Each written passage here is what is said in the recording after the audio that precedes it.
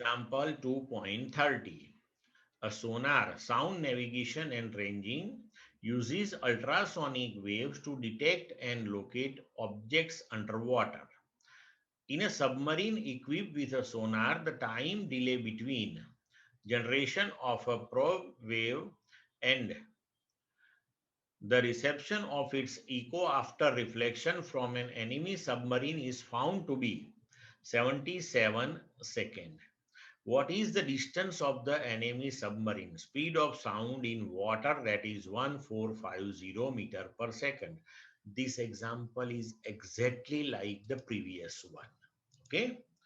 See, here the sound waves are reflected from the enemy submarine. So it cover the distance from our submarine to enemy submarine and then from enemy submarine to our submarine. Suppose the distance between these two submarines, that is a small d, then we can say this thing in 77 seconds. The total distance traveled by sound waves, that is 2d. So we can use the equation which we used in the previous example. Distance covered d, that is velocity of sound into time t upon 2.